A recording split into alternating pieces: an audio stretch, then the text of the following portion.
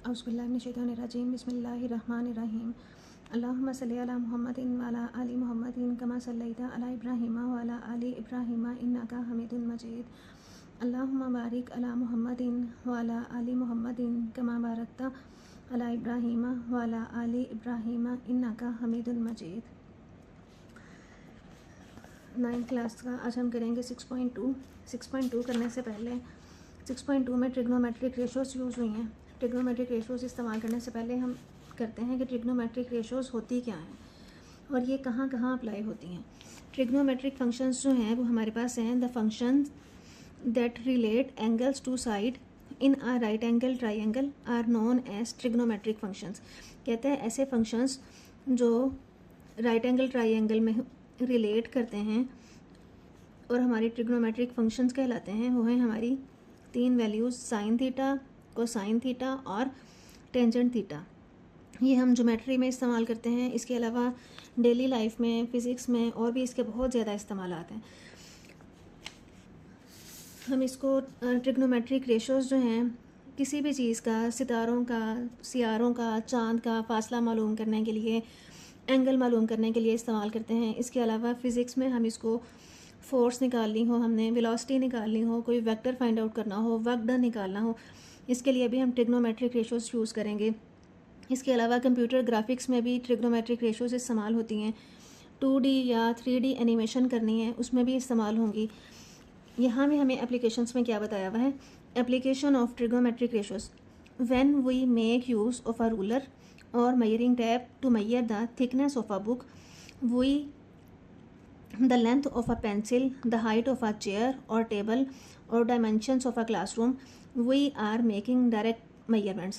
कहते हैं हमने किताब की मोटाई निकालनी है, उसकी लंबाई निकालनी है, उसकी चौड़ाई निकालनी है। इसके अलावा हम ये देखना चाह रहे हैं पेंसिल की लेंथ कितनी है। हमारे पास कोई चेयर है, उस चेयर की हमने हाइट निकालनी है, टेबल की डायमेंशन निकालनी है, क्लासरूम की लंबाई चौड़ाई निकालनी है। ये वो चीज़ें हैं जिनकी हम मेजरमेंट जो है डायरेक्टली कर सकते हैं। इनके लिए हमारे पास फार्मूलाज हैं थिकनेस निकालने का, वॉल्यूम निकालने का, एरिया निकालने का। We are making direct measurements. In some cases it is not possible to obtain direct measurements. कहता है कुछ केसेस ऐसे हैं कि जिनमें हम डायरेक्ट मेजरमेंट्स नहीं कर सकते because these are difficult and dangerous, क्योंकि ये बहुत मुश्किल होती हैं और ख़तरनाक भी होती हैं। For example, it is difficult to climb upon a flagpole to measure its height. To measure the height of a cliff is also difficult and dangerous। कहते हैं किसी हमने चट्टान की हाइट निकालनी है, उसकी लंबाई निकालनी है, किसी चट्टान की ऊंचाई निकालना चाहते हैं तो वो निकालना हमारे लिए मुश्किल भी होगा और ख़तरनाक भी होगा। हमने किसी खंभे की ऊंचाई निकालनी है कि कोई खंभा है वो कितना ऊंचा है, उसकी लंबाई निकालने के लिए हमें खंभे के ऊपर चढ़ के उसको नापना, उसको मेजर करना काफ़ी डिफ़िकल्ट और डेंजरस होगा। तो इस मकसद के लिए हम क्या इस्तेमाल करेंगे, ट्रिग्नोमेट्रिक रेशोज़ इस्तेमाल करेंगे। इसके अलावा कहाँ कहाँ यूज़ होती हैं, इसके अलावा these problems can be solved by indirect measurements with the help of trigonometry. इस तरह के मसाइल से निपटने के लिए जिनका हमें मेजर करना बहुत डिफ़िकल्ट और डेंजरस हो, इसके लिए हम ट्रिग्नोमेट्रिक रेशोज़ इस्तेमाल करते हैं। ट्रिग्नोमेट्रिक रेशोज़ जो हैं इसके अलावा कहाँ इस्तेमाल होती हैं, फील्ड में इस्तेमाल होती हैं, सर्वे में इस्तेमाल होती हैं, नेविगेशन में इस्तेमाल होती हैं, engineering and many other branches of physical sciences. अब सर्वे क्या है, सर्वे मतलब आपने पहाड़, दरख्त, कोई इमारत है, कोई बिल्डिंग है, कोई दरख्त है, उसकी आपने ऊंचाई निकालनी है कि वो दरख्त जो है कितना ऊंचा है, पहाड़ जो है वो कितना ऊंचा है। नेविगेशन है, नेविगेशन मतलब कि जहाज़ है, हवाई जहाज़ है, उनकी आपने डायरेक्शन निकालनी है, उनका आपने डिस्टेंस निकालना है, GPS निकालना है। तो इस मकसद के लिए हम ट्रिग्नोमेट्रिक रेशोज़ इस्तेमाल करेंगे। हमारे पास कोई राइट एंगल ट्रायंगल हो,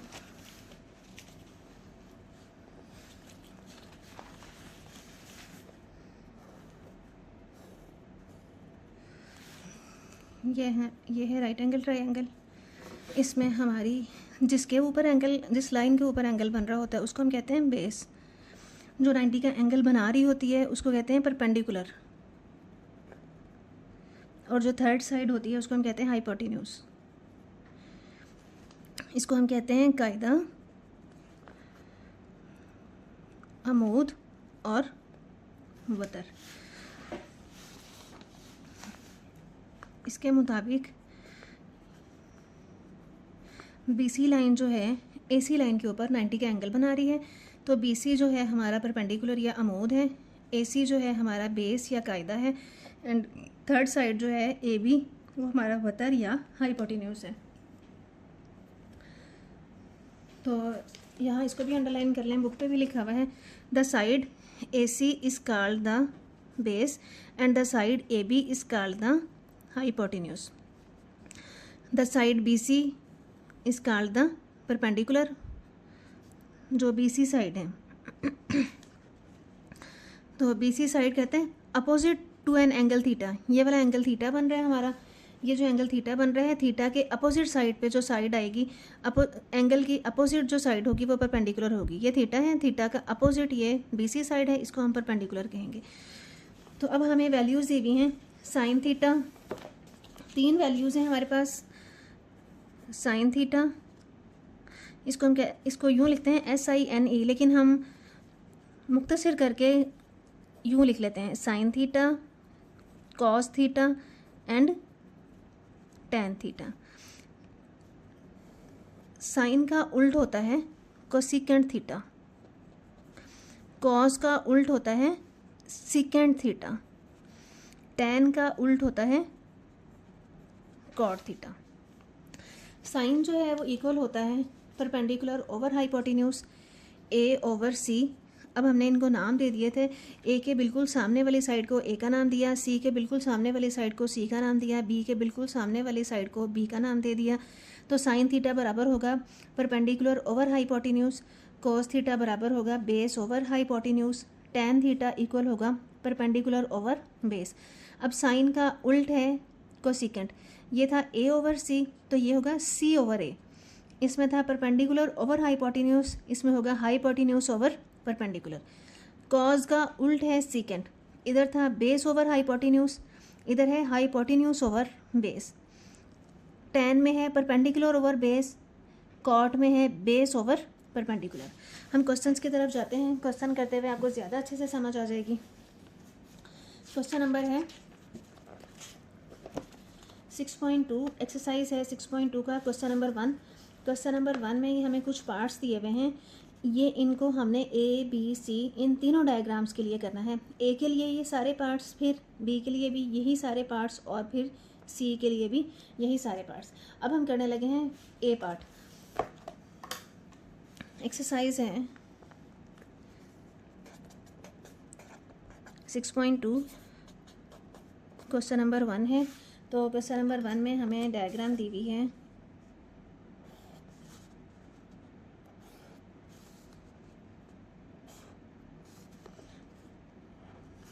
ये है एंगल 90 का, ये एंगल है हमारे पास थीटा, और दिस इज़ एंगल फाई। तो A, B, C, ये लेंथ हमें दी हुई है 3, 5 और 4। तो फर्स्ट पार्ट है हमारा साइन थीटा, सेकंड पार्ट है कॉस थीटा, थर्ड पार्ट है टैन थीटा, नेक्स्ट है सेकेंड थीटा, और कोसेकेंट थीटा। पहले ये करते हैं, फिर आगे चलते हैं। अच्छा, अब हमें दिया हुआ है sine theta. Sine theta, theta के हिसाब से हमने लेना है, तो गौर से देखें ज़रा। ये है थीटा, थीटा के हिसाब से ये है परपेंडिकुलर, थीटा के हिसाब से ये परपेंडिकुलर, ये बेस और ये हाइपोटेन्यूज। एंगल के बिल्कुल सामने जो लाइन होती है उसको हम कहते हैं परपेंडिकुलर।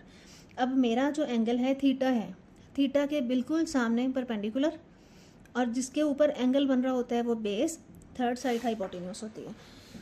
तो अब मैं थीटा के हिसाब से करने लगी हूँ, फिर हम फाई के हिसाब से करेंगे। अब मैंने ये जो लिखा है ये थीटा के हिसाब से लिखा है।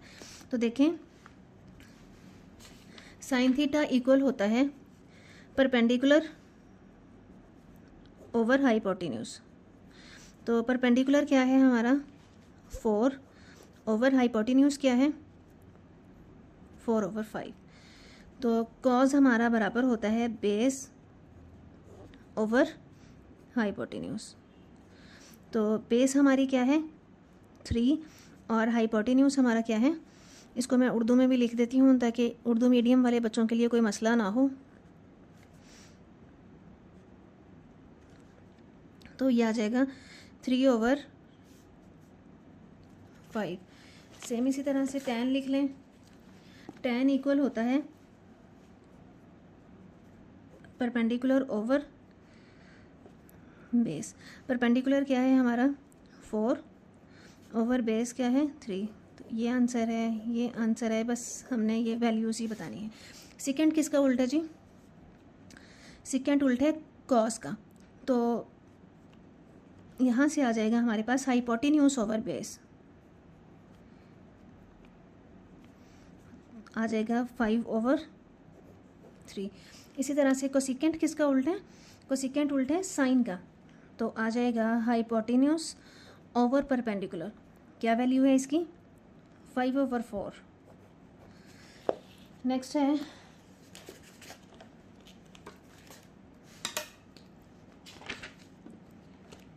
अब हमने फाई के हिसाब से निकालने हैं, हमने निकालना है कोट फाई। नेक्स्ट पार्ट है tan फाई और नेक्स्ट है कोसेकेंट फाई, सेकेंट फाई और कॉस फाई।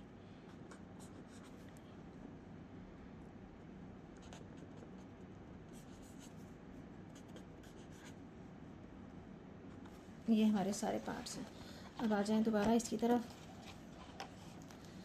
अब हैं हम बता रहे हैं फाई के हिसाब से। तो फाई के हिसाब से देखें ज़रा, जिस लाइन पे एंगल बन रहा होता है वो हमारी बेस होती है। तो अब इसको नहीं देखना हमने, अब ये हमारा चेंज हो जाएगा सारा। तो अब देखें ज़रा फाई के हिसाब से जिसके ऊपर एंगल बन रहा होता है, जिस लाइन के ऊपर एंगल बन रहा होता है वो बेस होती है। अब बेस चेंज हो गई है, फाई के हिसाब से ये बेस है, फाई के हिसाब से ये बेस है और हाइपोटेन्यूज वही रहेगा। अब एंगल, ये वाला एंगल बन रहा है 90, तो इसको अब हम कहेंगे अमूद या परपेंडिकुलर। उम्मीद है आपको समझ आ गई होगी। एक दफ़ा दोबारा बता दूं, हाइपोटेन्यूज तो वही रहेगा जो थीटा में था, फाई में भी वही रहेगा। अब फाई के हिसाब से जिस लाइन के ऊपर एंगल बन रहा होता है, इस लाइन के ऊपर एंगल बन रहा है तो वो हमारी बेस हो जाएगी या कायदा हो जाएगा। अब ये चेंज हो गया। अब इसी तरह से ये हमारा परपेंडिकुलर या अमूद हो जाएगा। ये फाई के हिसाब से किया हमने। फाई के हिसाब से अब चलें तो यहाँ से हमारा कॉट आ जाएगा। कॉट इक्वल होता है base over hypotenuse, base over perpendicular. तो बेस क्या है हमारी 4 और परपेंडिकुलर क्या है 3। tan क्या है जी, tan होता है परपेंडिकुलर ओवर बेस। परपेंडिकुलर क्या है, परपेंडिकुलर है हमारा 3 और बेस क्या है 4। आंसर आ जाएगा 3/4। आगे चलते हैं।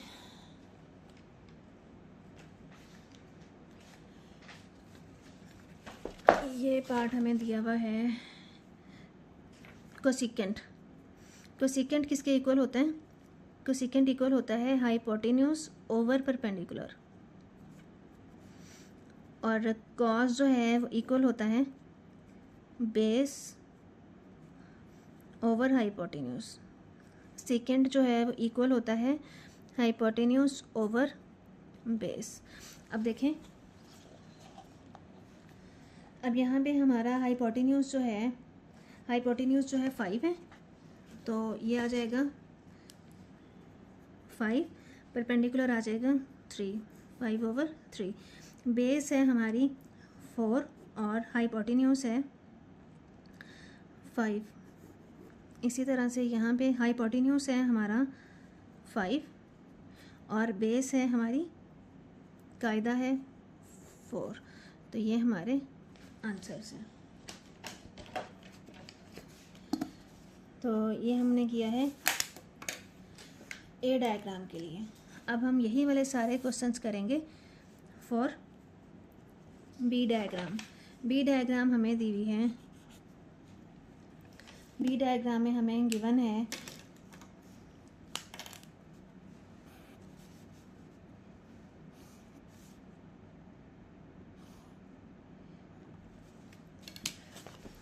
बी डायग्राम में ये एंगल थीटा है, ये एंगल फाई है, ये 17 है, ये 15 है और दिस इज़ 8। इसके लिए भी हमने वो सारी वैल्यूज़ वही वाली निकालनी हैं जो हमने पहले निकाली हैं। तो सबसे पहली है हमारी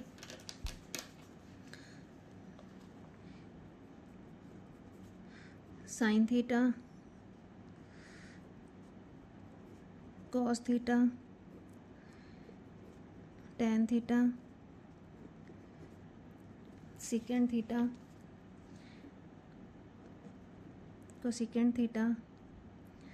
अब ये फाई के हिसाब से हैं, वो इधर लिख लेते हैं। Cot phi, tan phi, cosecant phi,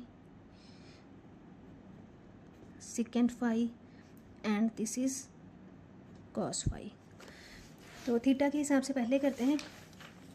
theta के हिसाब से ये हमारी बेस है, ठीक है, और ये एंगल है 90 का, ये हमारा परपेंडिकुलर है और ये हाइपोटेन्यूज है।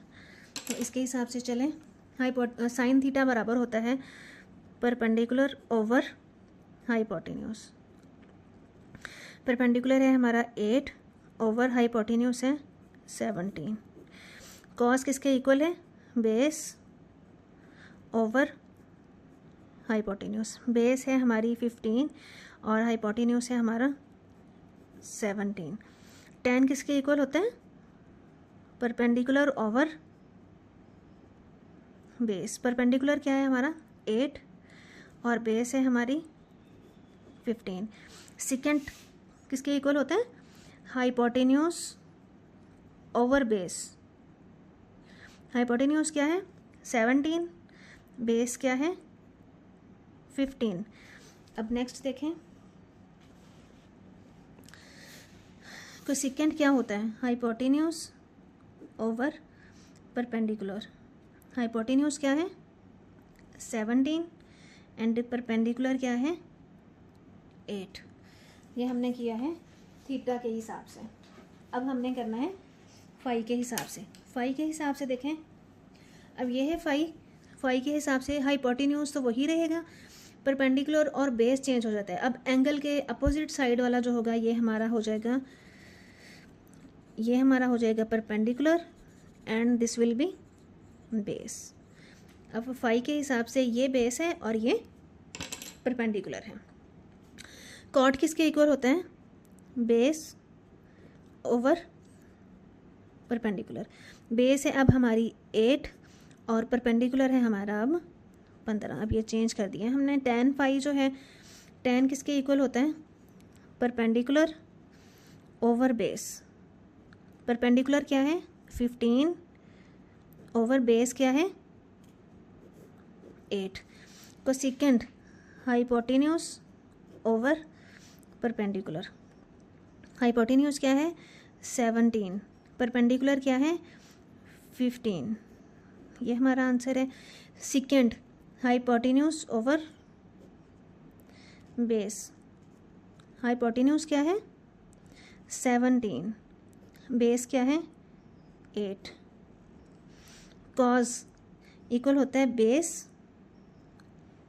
Over hypotenuse. तो बेस क्या है हमारी?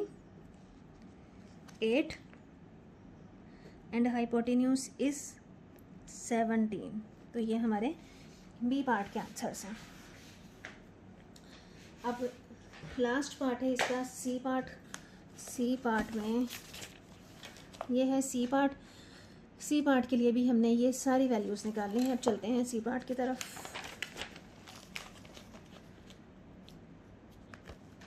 सी में हमें गिवन है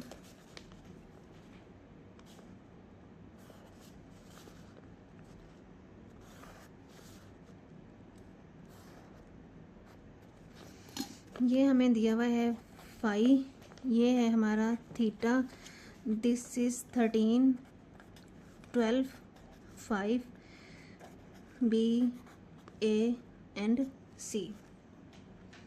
तो अब हमने वैल्यूज़ वही वाली सारी वैल्यूज़ इसके लिए भी निकाल ली हैं। तो सबसे पहली वैल्यू है, अब हम थीटा के हिसाब से करें तो थीटा के हिसाब से ये बेस, ये हाइपोटेन्यूज और ये परपेंडिकुलर। तो सबसे हमारे पास है sine theta, cos theta, tan theta, secant theta, cosecant theta. Next है cot phi, tan phi, cosecant phi, secant phi and cos phi. ये वैल्यूज़ हमने इस डायग्राम से निकाल ली हैं। अच्छा, अब देखें साइन किसके बराबर होता है। साइन बराबर होता है परपेंडिकुलर ओवर हाइपोटेन्यूज। परपेंडिकुलर हमारा क्या है, BC, ओवर हाइपोटेन्यूज हमारा क्या है, AC। तो BC है 5/13, ये हमारा आंसर है।